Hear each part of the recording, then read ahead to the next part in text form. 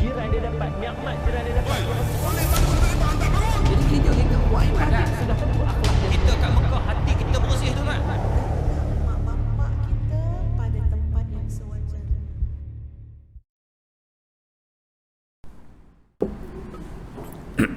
Astagfirullah. أعوذ بالله السميع العليم من الشيطان الرجيم بسم الله الرحمن الرحيم السلام عليكم ورحمة الله وبركاته الحمد لله رب العالمين وبه نستعين نحمده ونستعينه ونستغفره ونتوب إليه اللهم صل على سيدنا وحبيبنا وشفيعنا وزخرنا وقدوتنا ومولانا محمد صلى الله عليه وسلم ثم إلى أرواح أزواجه وأصحابه والتابعين وتابعيهم بإحسان إلى يوم الدين اللهم افتح علينا حكمتك وانشر علينا من خزائن رحمتك يا أرحم الراحمين اللهم ارزقنا فهم النبيين وحفظ المرسلين وإلهام الملائكة المقربين اللهم بارك لنا في رجب وشعبان وبلغنا رمضان والحمد لله رب العالمين ثم أما بعد.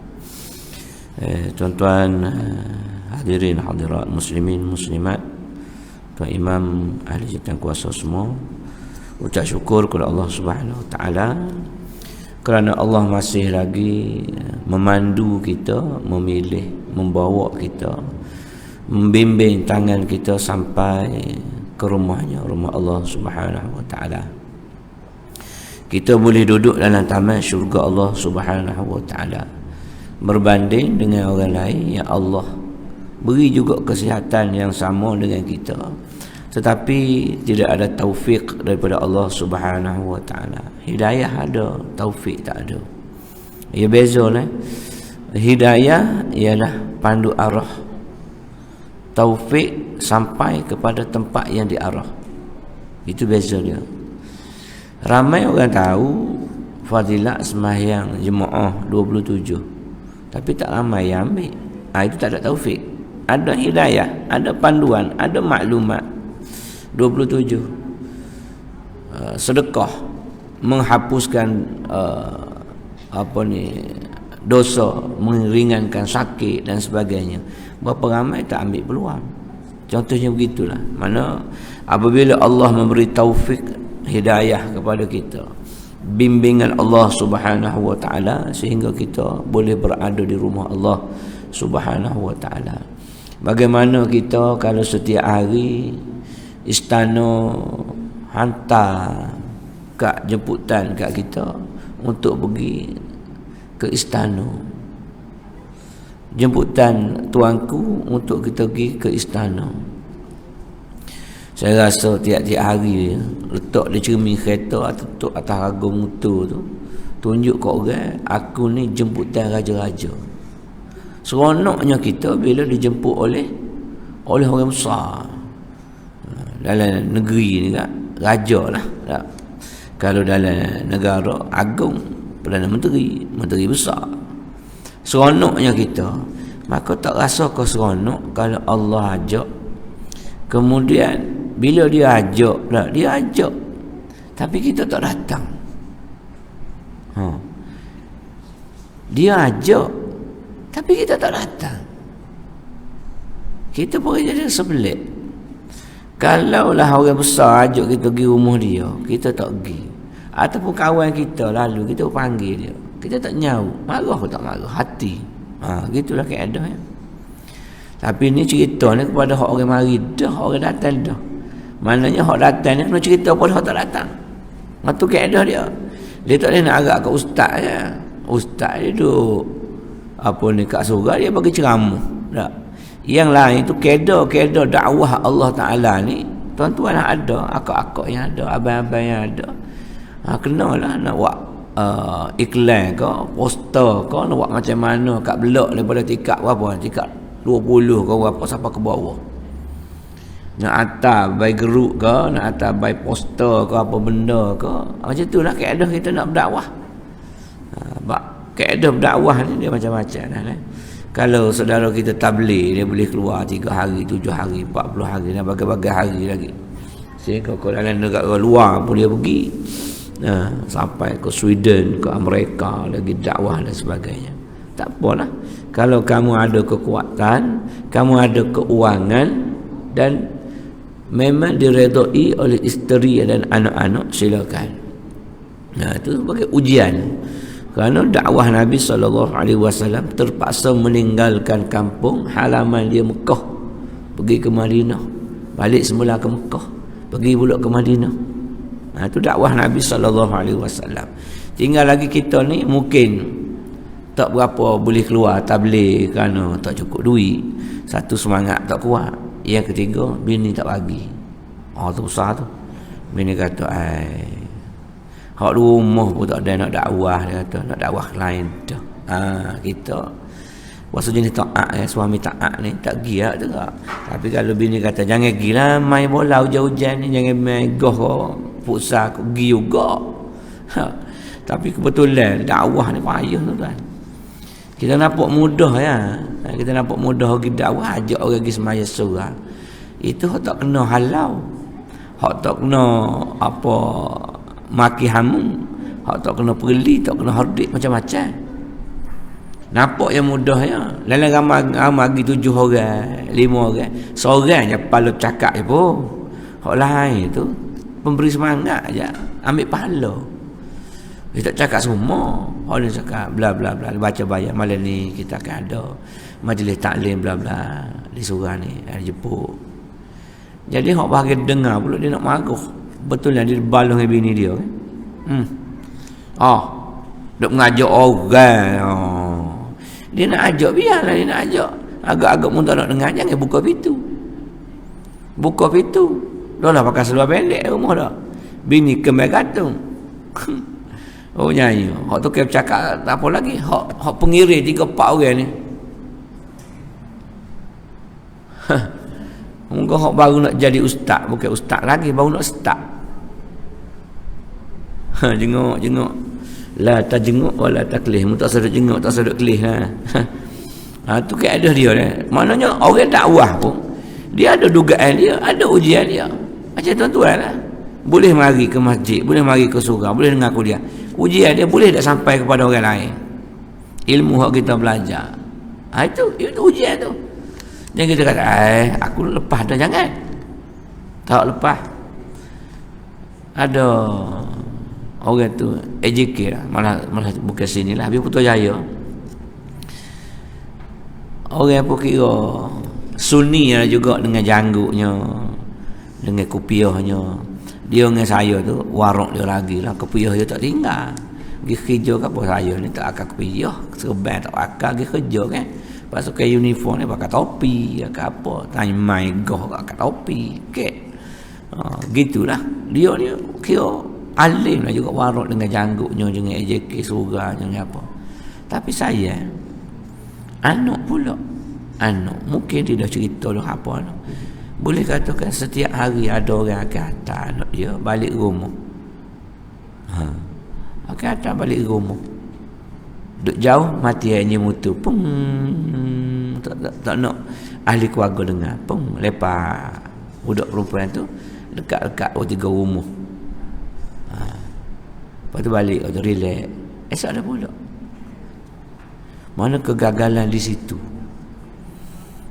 Dia bagus dah, tapi anak takut. Kita takut yang tu ujian lah. Itu sebagai ujian. Bukan dia tak bagi tahu, dia bagi tahu. Jadi anak pun tak pakai tudung, lepas rambut. Allah, kesian. Cuma kita tak, kita sendiri dah tahu lah nak macam mana dah bagi kita kenal macam mana nak buat ni. Ujian untuk kita. Macam mana aku nak bagi tahu ayah dia, anak dia yang begini. Payah tu nak mikir. Silap bagi tahu orang sekarang dia melenting. Nak jaga anak orang, anak sendiri lah jaga. Kita bagi tahu tu bukan kata anak demo teruk tak, bagi tahu supaya takut lebih besar lagi. Dia bagi kucing dengan ikan duduk bawah saji yang sama. Kalau tak makan pukul kurang hidup. Sekuat kurang. Sekurang-kurang tu. Kalau tidak tak saja. Bunyilah kuah-kuah depan seorang, belakang bala raya, macam-macam. Segala-galanya boleh berlaku kerana nafsu.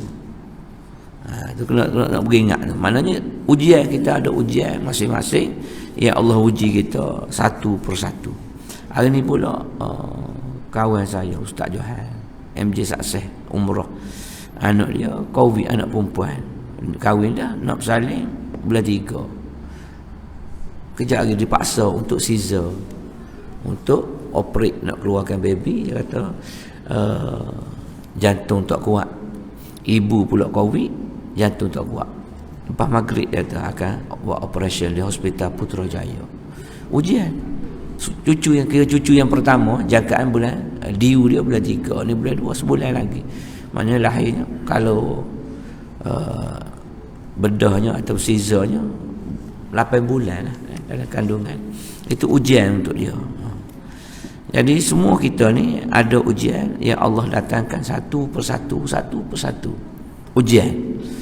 Dan setiap ujian itu Allah datangkan tidak lain dan tidak bukan untuk martabat. Bila ditanya Rasul sallallahu alaihi wasallam, orang tanya Rasulullah, "Ya Rasulullah, siapakah yang paling banyak diuji oleh Allah Subhanahu wa taala?" Maka dia kata, "Al-anbiya, thumma al-anbiya, thumma al-anbiya, thumma al-ulama." 3 kali dia sebut para nabi akan diuji, akhir sekali dia sebut alim ulama. Alim ulama akan diuji. Ujian besar alim ulama. Kabura maqtan indallah an taqulu ma la taf'alun. Itu ujian besar. Besarnya kebencian Allah Subhanahu wa taala kepada sesiapa yang mengetahui suatu hukum. Dia cerita ke orang, taqul, dia bagi tahu orang, dia mengajar orang, ma la taf'alun, tapi dia tak buat. Besarnya kebencian Allah. Allah benci, Allah tak suka kepada orang yang alim, dia menyatakan hukum begini dan begini dan begini, tetapi waktu yang sama dia meninggalkan hukum berkenaan, dia tak buat hukum berkenaan. Besar kebencian Allah Subhanahu wa taala. Jadi bila dah Allah benci, faham-fahamlah. Jadi ujian tu untuk orang alim. Sebab tu Nabi kata, nabi-nabi, ujian nabi-nabi dia dakwah. Nabi Nuh 1000 tahun dakwah, 85 orang ujian bagi dia. Sebab para nabi ni di padang mahsyar nanti dia akan masing-masing berlomba-lomba nak menunjuk umat yang banyak. Inni mubahim bikum bikasratil umam. Nabi SAW menyatakan, aku rasa megah di akhirat nanti kalau aku ini banyak umat. Aku rasa seronok kerana umat aku yang ramai. Maka sebelum datangnya Nabi kita Muhammad SAW, penganut pengikut Nabi Musa lah yang paling ramai sekali, Bani Israel. Sampai sekarang lagi, sampai sekarang. Tapi setelah hadirnya Nabi kita Muhammad sebagai Nabi junior, Nabi bongsu lah sekali, umat Muhammad SAW adalah yang paling ramai. Selepas itu baru Bani Israel. Sebab tu Nabi Musa berdoa kepada Allah Ta'ala, ya Allah, jadikanlah aku umat Muhammad. Nabi Musa minta jadi umat Muhammad.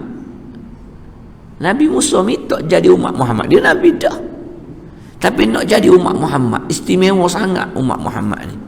Sebab itu tolong jaga baik-baik kita yang Allah pilih sebagai umat Muhammad sallallahu alaihi wasallam.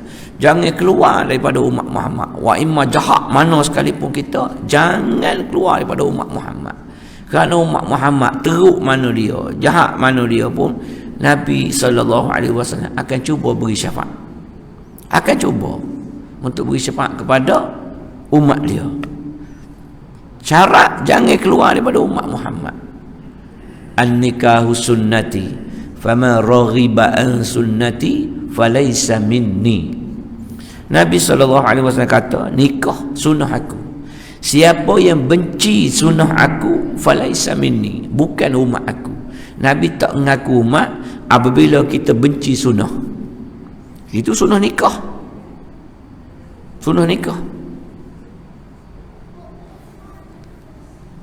Sunnah lain selain pada nikah.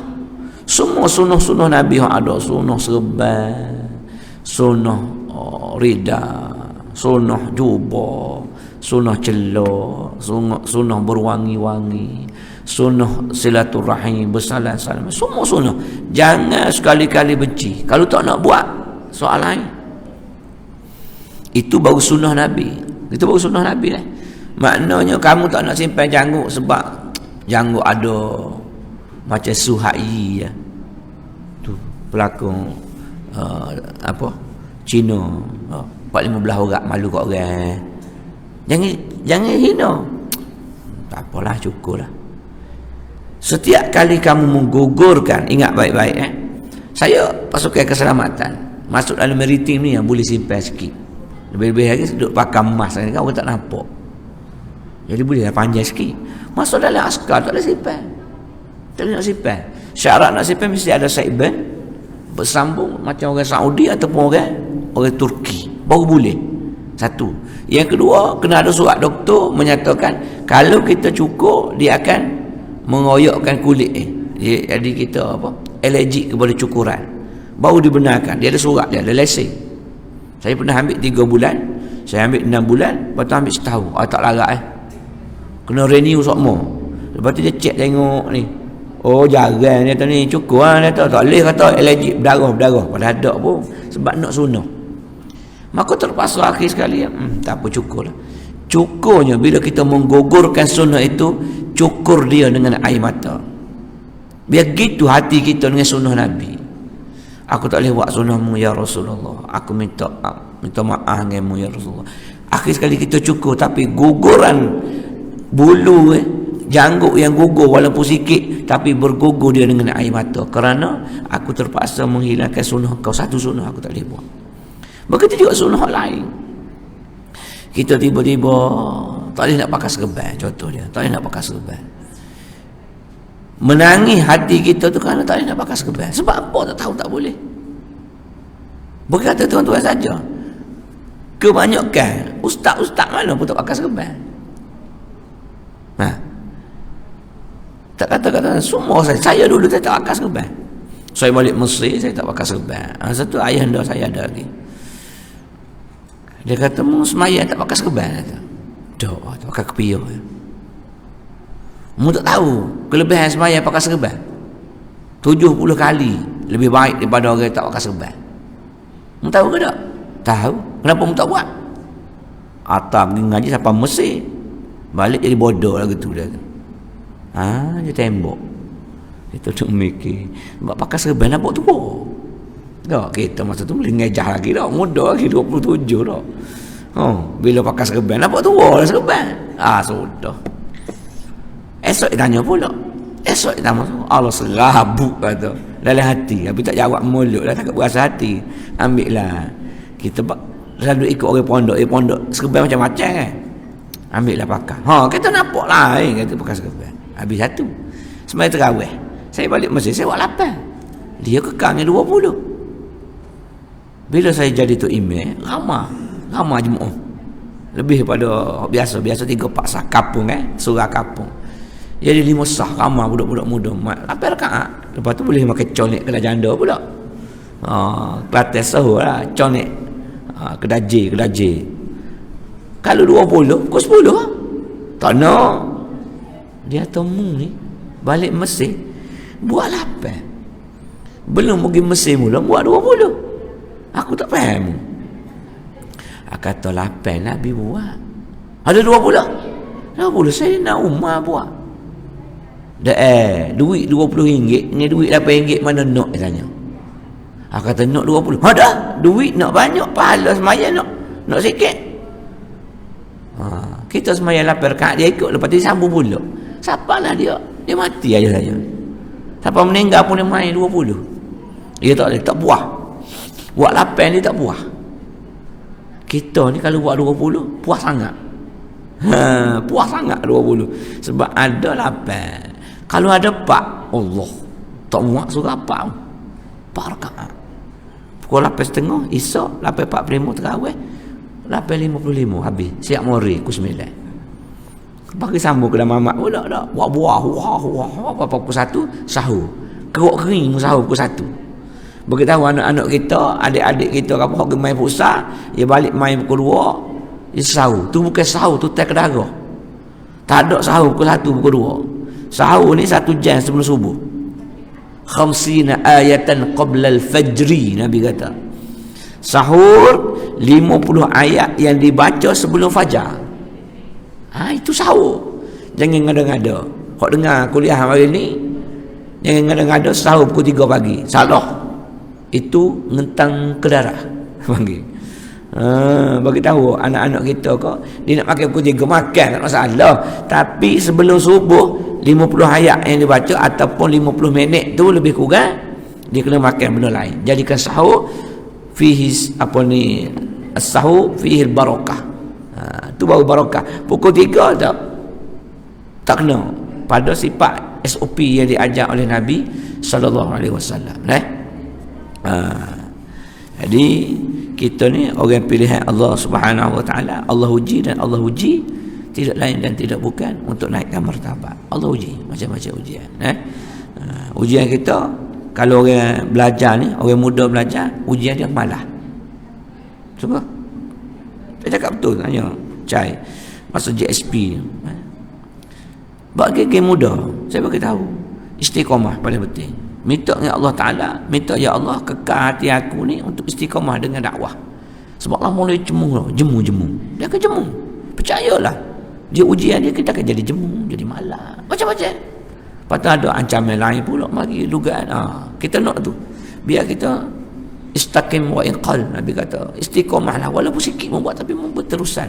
Kesan daripada istiqamah itu jauh daripada amal-amal biasa. Kita buat banyak. Baca Quran bulan Ramadan khatam, tapi bulan lain 11 bulan tak khatam pun. Sebulan bulan Ramadan akan khatam. Sama ada kerana lil malaikat gajah al-duduki ataupun sarun al-batik 3 serangkai. Sebab kain pelekat gajah duduk ataupun kain batik sarung 3 serangkai, ibu doa ibu. Takut hak tu. Habis bulan alhamdulillah, tapi Syawal Zulkaidah sampai Syaban. Tu ujian tu.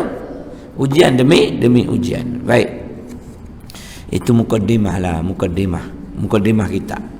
Kita sambung yang lepas ni kita arak saya ni.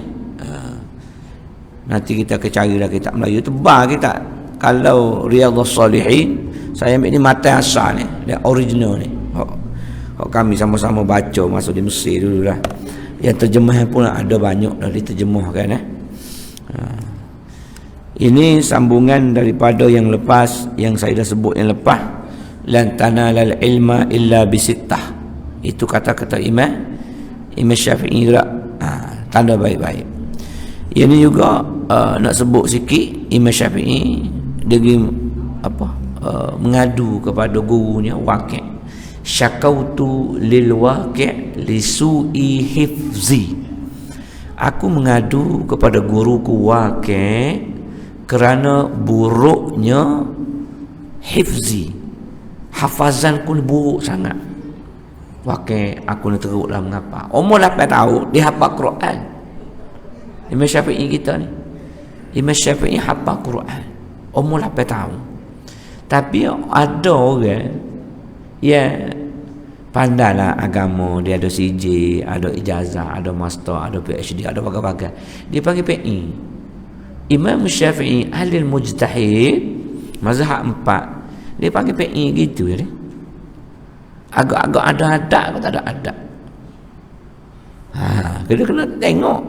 Walaupun orang tu belajar tinggi di sebuah sekarang, tapi kalau imam mazhab yang boleh berijtihad, dia bukan maksum pun, tetapi dia mampu berijtihad untuk menzahirkan istikhraj, mengeluarkan hukum daripada Al-Quran dan juga hadis.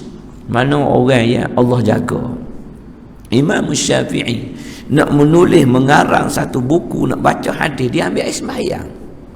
Nak baca hadis, ambil air sembahyang. Kita baca Quran, ambil tafsir. Sebab tak ada ismayah, ambil tafsir. Boleh lah, tak ada masalah. Cuma dia beradabnya dengan hadis Nabi.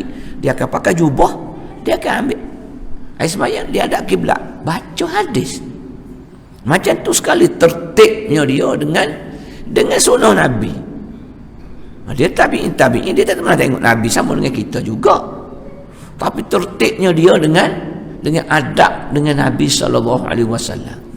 Tapi ilmuwan kita, ilmuwan agama kita panggil PE ke dia. Betapa tak ada adabnya. Tak ada adab. Belajar tinggi mana, universiti mana, mu panjang sekalipun, tapi mu kena beradab. Memanglah Imam Syafi'i tak ada master, tak ada PhD, tapi dia lebih alim daripada kita. Guru pondok tak ada CJ pun, tapi alim dia. Alim dia. Banyak ahli-ahli agama, geng-geng pondok, orang-orang lama dulu. Selepas dia tak ada, orang nampak kewalian dia. Nampak wali dia. Cuba banding yang ada sekarang, ilmuwan yang ada dengan CJ besar-besar surah ni. Ada pernah tak kata, oh dia tu wali? Waruk pun tidak. Waruk pun tidak. Cakap, nak kata nak sibuk, nak kata kau orang sibuk duduk macam-macam. Sebab apa? Sebab waruk tak ada. Waruk ni bukan kena belajar, kena ada CJ boleh jadi waruk. Mulianya kita ni kerana akhlak, kerana takwa. Kerana takwa ni akhlak, mulianya kita. Tapi kalau tak ada akhlak, tak ada takwa, tak sekira lah mu ada CJ besar paku durian ke, besar pintu surah ni ke, CJ mu PhD ke master, tapi mu tak ada akhlak dalam masyarakat. Orang panggil gotong royong, mu duduk blok yang sama. Panggil gotong royong, tak singgah pun gotong royong. Dah lah tak singgah gotong royong. Air mineral barang sekerek pun tak bagi kawan gotong royong. Orang panggil untuk surah dekat Ramadan ni, mari cuci nak bersih kawasan untuk muliakan, ambil pahala sunnah. Sunnah Nabi tahu. Mencantikkan surah ketika nak mari Ramadan adalah benda yang sunnah Nabi sallallahu alaihi wasallam. Pasal pelita bulan Ramadan, nak cerah suasana semua nampak ceria, menaikkan Ramadan, itu sunnah. Tapi yang siapa membazir, itu sunnah. Kita panggil lagi, memanglah mu okey, mu datuk kau muntah seri kau tak kira lah apa sekalipun. Bila orang panggil, akhlak mu kena turun sama. Kalau mu tak boleh sibuk sangat, pergi tunjuk diri. Allah minta maaf lah apa, kebetulan atas anak asrama di Melaka lah apa, ada apa-apa ni, makan minum macam mana oh tak apalah, amu bagi nah. Tak banyak, 1,000 tak apa dah. Nah 1,000 kau mari cuci surah tahun ni, lem cok belaka. Air mango original ni dak bagi ni lah, ambil lah slow, keluar RM10. Tak ada padan RM10, aku boleh bagi RM10. Itu maksudnya akhlak. Kalau tak boleh buat apa-apa, turun minta maaf pun tak apa, itu akhlak. Mulianya kita kerana akhlak. Jangan ada kita tidak berat timbangan, tak ada kita tidak meringankan timbangan. Wujudihi kal adam, kata orang Arab. Ada dengan tak ada serupa. Kita nak, kita tak ada apa-apa, sijik pun tak ada, apa pun tak ada, tapi mari orang tengok, si mak tak ada tak ada. Allah, payahlah kalau dia tak ada kak. Ada dia kak, dia Allah orang tolong sungguh lah budak tu. Tak payah suruh. Sejadah dia hafal, nampak kotor sikit dia muk lah dia bukan AJK, tapi ya Allah, ada kita tu orang berasa sonoknya dia ada. Tak ada kita orang kata Allah, dia gimana balik kampung lama dah 2 minggu dah. Iya kok Allah, orang akan cakna. Sebab apa? Sebab akhlak, bukan sebab CJ ni buat nyapu siapa ya, dunia ya. Kalau ada CJ ada akhlak, lagi best dah. Ada CJ ada akhlak pula, kata dia tu tak padan dengan jusah, tapi humble betul. Kamu boleh cakap gitu. Oh dia tu. Semalam saya dengan budak UTK, dia jaga menteri.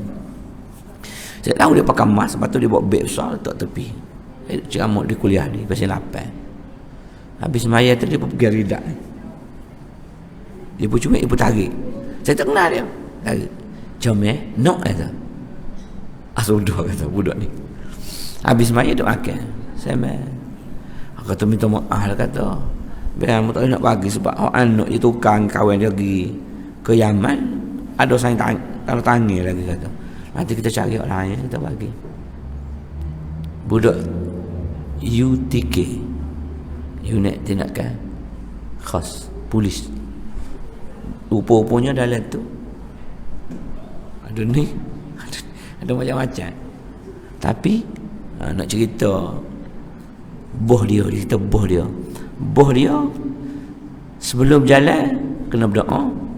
Setiap kali masuk waktu solat kena berhenti sembahyang. Hasil daripada situ, dia UTK ni budak komando ni bio tau. Saya duduk komando 3 tahun, saya tahu. 3 tahun duduk komando Mersing, bio. Tapi bila bos buat macam tu, dia mula sebut. Mak tu subuh tadi dia mari jalan kaki tu. Maknanya dia baru 2 minggu duduk kawasan tu. Tapi orang kenal dia sebab dia rajin pergi surau. Hasil apa dia? Hasil daripada bos dia tadi. Nak cerita bos dia tadi, walaupun dia menteri, timbalan menteri, bos dia. Tapi dia ambil cakna kepada sembahyang. Anak buah akan terikut jadi sembahyang. Sebab an-nasu ala dini mulukihim. Kata Nabi SAW, manusia ni dia akan mengikut jejak langkah ketua mereka. An-nas ala dini mulukihim. Muluk tu raja-raja, ketua lah. Manusia kita ni akan mengikut raja-raja dia, akan mengikut bos-bos dia. Kita boleh fikir menasabah. Sebab kalau bos kita kaki pancing, kita akan jadi kaki pancing juga. Kita malah mancing lama nak boleh ikan tu. Buang masa, habis Maggi dulu. Hak isap rokok, habis rokok dah. Allah tak boleh. Tapi orang yang gila pancing tak boleh pun lagi tak boleh lagi, tak apa dia.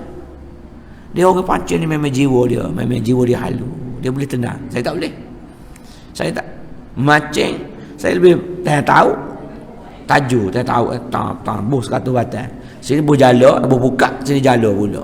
Oh, mancing tak sama sekali. Cuk, duk tunggu rek.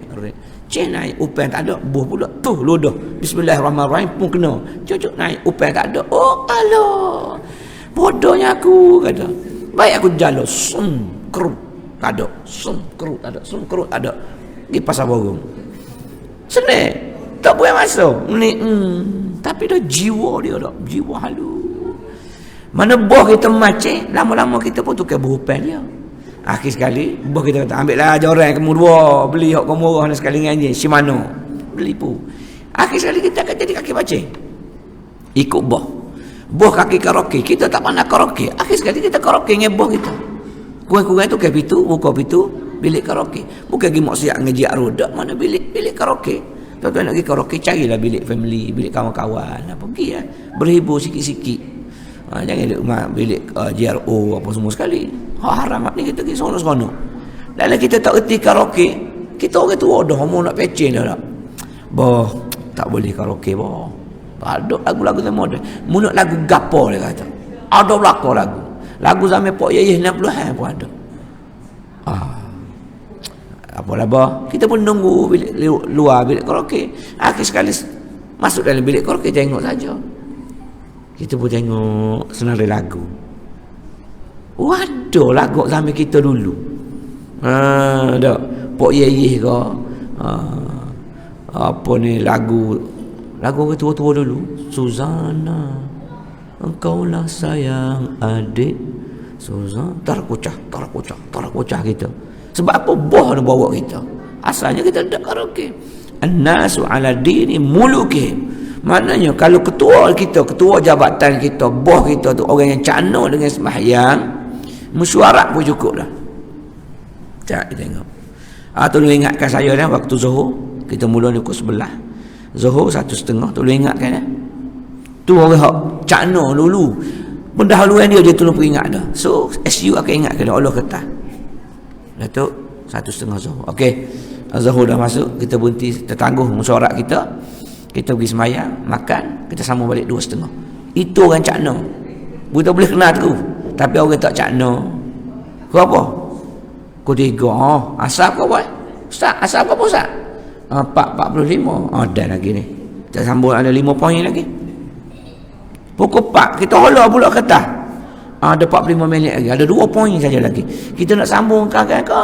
Dia tanya hak saya hak tak pakai kerja. Kita habis teruslah tu. Kita ni bergelisah kita boleh loloskan diri seorang. Hak lain ni beratus orang lagi. Siapa nak loloskan diri? Hak dah hak penakut sama dah. Akhir sekali tak semayang. Habis selesai masalah ni. An-nasu ala ni mulukihi, manusia ikut jejak raja-raja dan ketua-ketua mereka. Baik. Dalam hadis ni fa wallahi la an yahdiyallahu bika rajulan wahidan khairul laka min humarin ni'ami. Kata Nabi SAW, sambung tadi Imam Syafi'i tadi, dia kata al-ilmu nurun, Waqi' kata al-ilmu nurun wa nurullah la yuhda lil 'asi. Dia kata ilmu ni cahaya, dan cahaya itu tidak diberikan kepada pelaku-pelaku maksiat. Lalu dia kata pelaku maksiat ni orang yang beristiqamah buat maksiat tanpa taubat kepada Allah. Kita buat maksiat bah. Saya ada maksiat. Tuan-tuan ada maksiat. Ada semua orang, kullu ibn Adam. Kullu ibn Adam. Semua anak Adam akan buat salah dan silap. Termasuk tok guru. Termasuk tok guru dia akan buat salah silap. Tetapi sebaik-baik yang buat silap itu al-tawwabun. Cepat-cepat taubat. Jadi al-ilmu nurun tadi, ilmu itu cahaya, dan cahaya itu tidak diberikan kepada asi, kepada pelaku maksiat, orang yang sentiasa buat maksiat dan tak taubat kepada Allah. Kita buat maksiat tapi balik cepat-cepat kepada Allah Ta'ala. Tak banyak dah maksiat kita buat dah. Ke banyak lagi. Cuba senarai kat sekali. Cuba lepas kita pergi bangun daripada tidur, cuba kita tulis apa maksiat yang kita buat. Rasa tak banyak dah. Tengok muka pun ahli syurga dah ni. Tengok tu. Ada lagi kau? Curi tak dah. Tiket nombor tak pernah sabar. Zina jauh sama sekali. Meropok tak, bunuh tak. Sepanjang kita tinggal maksiat, semua pahala kita dapat. Kredit tu. Kredit tu. Ingat, aku tak mencuri itu bukan sebab tak ada peluang, sebab memang aku tak boleh curi sebab larangan. Aku tak berzina sebab larangan. Aku tak nita anak dara orang sebab larangan. Apa lagi maksiat kita buat? Cai apa maksiat buat lagi?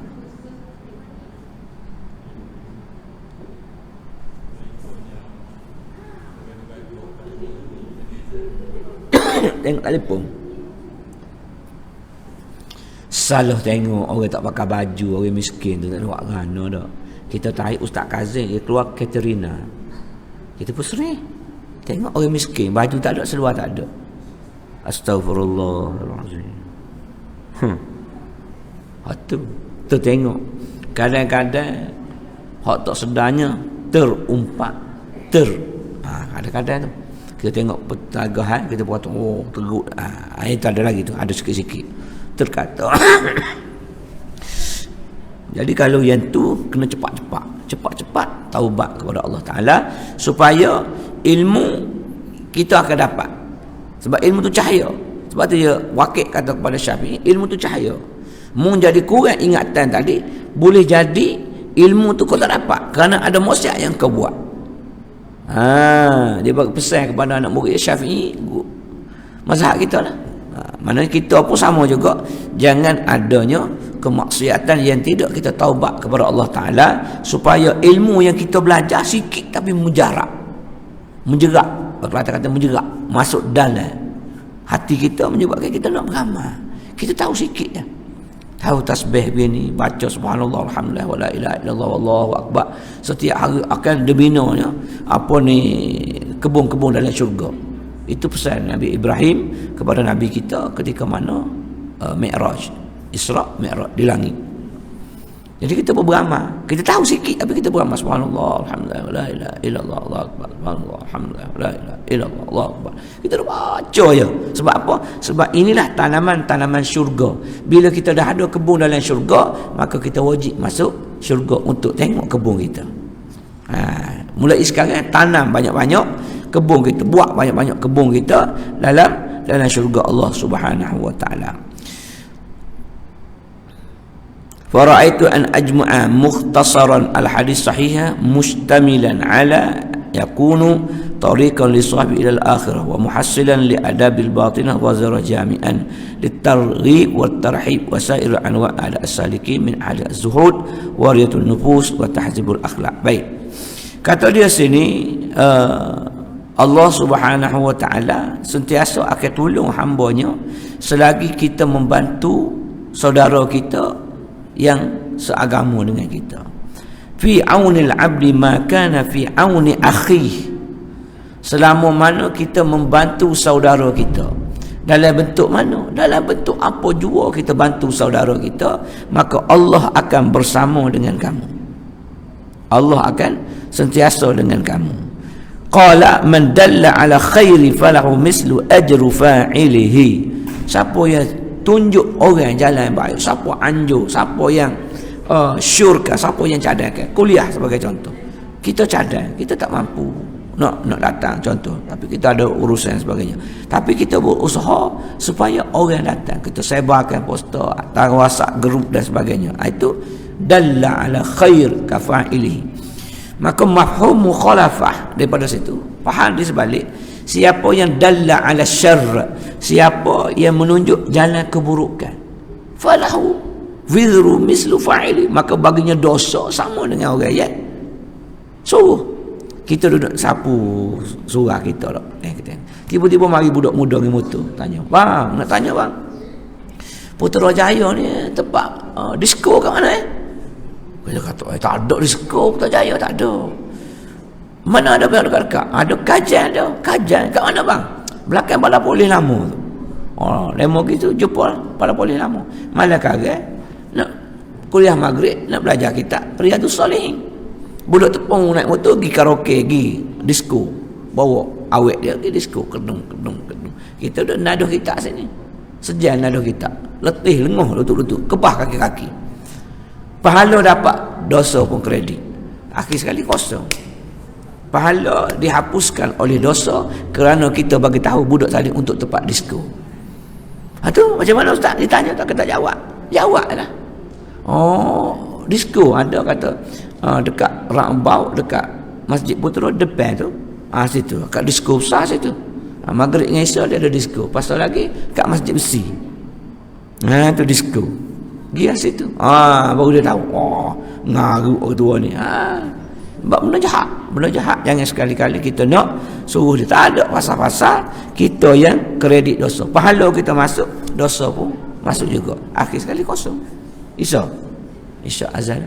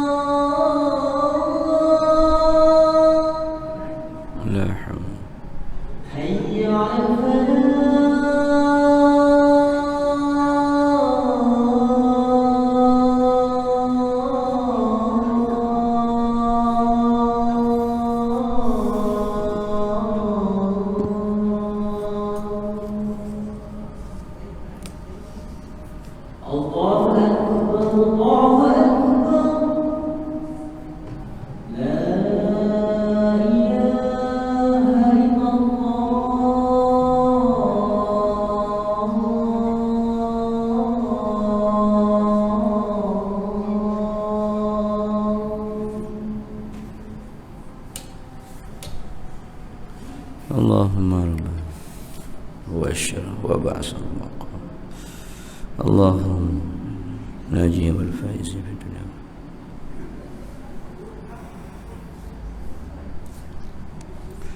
Sintani la turaddani. Nabi kata dua benda yang tidak akan ditolak. Ad-du'a indal ad-du'a indal azan wa ad-du'a tahtal matar. Doa selepas orang azan dan doa di bawah hujan. Sintani la turaddani. Dua keadaan yang mana tidak akan ditolak doa dia. Doa selepas orang azan dan doa bawah hujan. Betul ada bacaan dia kan? Bila hujan ada doa dia yang khusus. Allahumma rzuqna sayyiban nafi'ah. Ya Allah, turunkan rezeki kepada kami hujan yang beri manfaat. Hujan lebat, kadang-kadang kita lebat tapi tidak mudarat apa-apa. Tapi kadang hujan tak nampak hujan tapi bau jadi banjir besar. Sebab kita praktikal doa ni kurang sikitlah kita. Segi doa ni kita kurang praktikal sangat. Begitu juga lepas azan ni bacalah doa, baca doa apa-apa selain doa jawab azan tu sunat besarlah doa jawab azan. Selepas awak jawab azan tu doa hak lain, hak kita nak doa makbul la turad. Tu doa di antara tempat yang mustajab selain daripada multazam, selain daripada bawah Salumah dalam Hijri Ismail, dalam Kaabah, dalam Raudhah Nabi. Selain daripada tu, mana tempat ni tempat kita boleh berdoa lah. Di mana-mana kita berada lepas azan ada, hujan ada. Kalau Raudhah kena pergi Madinah, Multazam Mekah, dalam Kaabah kena pergi sana. Ni hak di sini. Jadi hak di sini kita beramal, kita beramal lepas kita pakat-pakat berdoa lah. Sikit lagi kita sambung sikit lagi. Lepas ni saya ada nak pergi solat hajat, ada orang masuk rumah baru. Rumah baru solat hajat. Itu pun setengah-setengah orang tak nak buat. Dia kata Nabi tak buat. Semua dia nak buat. Nabi tak buat semaya hajat masuk naik rumah baru. Dia semaya hajat naik rumah baru ni begini. Hajat kita tu apa dia? Di mana sahaja kita berada, kita ada perlu hajat. Macam tadi kan, esok anak nak exam. Di Kelantan ni, hak kita Kelantan, anak saya sekolah Arab. Persatuan pelajar ni pun buatlah panggil ibu bapa untuk solat hajat, untuk stam sijil tinggi agama masa tu. Jemputlah guru, dijemput guru sekali, mak ayah jemputlah. Saya duduk sini, saya tak pergilah wakil adik-beradik di kampung. Dia telefon balik, ustaz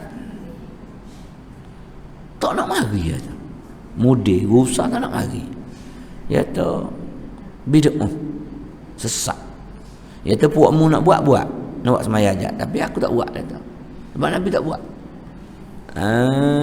Dia main buah tu. Cuba tanya ustaz tu pakai jubah tak? Nabi pakai jubah. Tak, dia pakai seluar biasa. Dia bodoh. Pakai jubah, pakai serban, pakai ridak lah. Ni tak ada kena ikut ni pula. Mana mula keluar daripada hak sunnah juga. Aku buat ni, aku bukan tambah dalam ibadat. Yang jadi salah ni kita tambah dalam ibadat. Nabi tak buat, salah Nabi marah tu sebab kalau tambah dalam ibadat. Kalau tambah ibadat tak apa. Faham boleh dah? Tambah dalam satu-satu ibadat tak boleh. Contoh maghrib 3, kita nak buat setengah, nak buat 4. Tak boleh. Mengada-ngadakan. Tapi kalau kita nak buat benda tak perlu tambah dalam tu. Contoh selawat. Selawat Nabi kata sallu kama apa ni man shalla alayya marra sallallahu alaihi biha 10. Dan juga firman Allah Taala innallaha wa malaikatahu inna akhir hari Jumaat dia baca. Suruhan ni di mana? Yusalluna 'alan nabi. Di mana-mana. Jadi sunnahnya kita baca di mana-mana. Cumanya bila tarawih kita nak baca selepas 2 rakaat tarawih. Oh tak boleh, Nabi tak buat. Aku tak ejah kepada rakaat sembahyang. Aku tambah. Tambah itu tambah ibadat lain. Suku tu asing. Tak ada masalah apa. Aku nak selawat kau, aku nak baca Quran kau. Tak ada kisah. Kalau kita semaya kat umum, minta maaf akak ni nakal lah sikit. Lepas kita semaya tarawih 2 rakaat. Kita semaya di rumah sebab PKP. Tak nak pergi. Sebab tak ada booster yang ketiga. Penggalak tak ada. Tak boleh pergi seorang. Tak lama ni. 25 hari bulan. Esok Selangor. Siapa yang tak ada booster, tak boleh semaya Jumaat. Tak lama nak tarawih tu. Lagi tak ada. Biar kat dia. Kita pun tarawih kat rumah. Nak cerita ibadat ni. Lepas kita semaya tarawih 2 rakaat. Baru nikah tengok comel bini aku perut masuk dalam bilik. Boleh tak? Nak tanya boleh ke tidak? Adakah saya tambah kepada ibadat sembahyang tarawih tu, iaitu lepas 2 rakaat berjima dan 2 rakaat lagi? Saya tak tambah. Cuma lepas 2 rakaat selesai dah. 2 rakaat. Lepas tu berjima sudah. Mandi. Bagi sambung pula 2 rakaat. Lepas tu berjima pula. Nak tanya ni hukum suruh nampak boleh ke tak boleh? Jawab dulu. Mam. Tak boleh. Lemuh namun kalau tak boleh lah. Boleh lah sebab kita bukan kacau dalam ibadat sembahyang 2 rakaat tu. Kalau lepas 1 rakaat berjima sambung 1 rakaat tak boleh Ini selesai dah. Selesai tak ada masalah lah. Ni nak cerita hak tarawih tu. Bila orang member atas tadi tarawih tak boleh selawat. Bila sesak baca Quran pun tak boleh. Sebab tak boleh. Sembahyang Assalamualaikum bangun sembahyang pula. Assalamualaikum bangun sembahyang pula. Habis 8 rakaat. Bismillah entah ke mana. Selawat entah ke mana. Doa pun tak ada. Nak apa? Doa pun tak ada. Sedangkan selawat tu di mana-mana lah. Nak selawat bila tak kisah. Cumanya kita kumpulkan supaya kita boleh berselawat ramai-ramai masa-masa tarawih. Apa masalah? Itu tidak mengada-ngadakan dalam ibadat. Salah. Yang ada ni benda tak sepatutnya celah tu kita selit. Tak boleh. Salah lah. Ya ni kita nak selawat bila-bila. Tak apa. Lepas 2 rakaat kita berselawat. 2 rakaat lagi kita selawat. Nak sebut Al-Khalifatul Ula pun boleh. Dan nak sebut pun boleh. Tapi jangan dia kata sesak masuk neraka. Jangan. Tak benar. Itu tak benar. Takkanlah orang selawat ni Allah nak sumak dalam neraka. Sedangkan Allah dan malaikat ni sendiri selawat. Dan hadis tadi pun man shalla alayya marra sallallahu alaihi biha 10. Selawat sekali Allah tolong selawat doa kepada orang selawat tu 10 kali. Kalau 10 kali 100 kali Allah bagi balas Allah kita. Kalau Allah sendiri pencipta alam ni doa untuk kita, nak apa lagi sebenarnya? Tu kaedah dia. Jadi tokok tambah di situ bukan tokok tambah dalam ibadat salah satu ibadat, tapi menambah ibadat lain selepas ibadat. Tak ada masalah. Menambah ibadat lepas ibadat. Tuan-tuan mai tarawih 2 rakaat lepas tu nak baca Quran sikit. Ramai-ramai baca Quran. Ataupun malah baca Quran nak pergi makan mori dulu Pergi makan mori. Lepas tu tak mai kata mai maya pula. Maya pula. Lepas tu lepas 4 rakaat rasa nak mai kerong dulu. Lepas mai kerong lepas masuk nekak pula. Apa nak buat gapo pula Boleh tak ada masalah. Sebab dia tidak kaitan dengan 2 rakaat tu. Dia kena faham tu. Ni tak faham kita pun lah ni banyak ni nak keluar YouTube satu-satu YouTube ni supaya tak ada selawat, tak ada doa. Allahu akbar. Tuan-tuan fikir sendiri guna akal yang sempurna yang Allah berikan kepada kita. Tu je. Tak aja kita belajar jauh-jauh fikir dengan akal. Ni dok tak boleh sebab hadis tak sebut. Banyak benda lah hadis tak sebut. Tapi tak nak pakau kita dipakau dia. Kita bagi Quran ada bagi dia marah. Quran sampai Nabi tak ada bagi, tak ada titik. Sayyidina Uthman buat bid'ah. Tak apa pula. Baca juga. Sebab tu namanya Resam Uthmani. Resam maksudnya tulisan Uthmani zaman Sayyidina Uthman lagi. Disusun atur, dibaris dan dititikkan. Zaman Rasul sallallahu alaihi wasallam tak ada baris, tak ada titik. Tak nak baca kita pening. Kalau ada baris tak ada titik pun siratal labi lagi.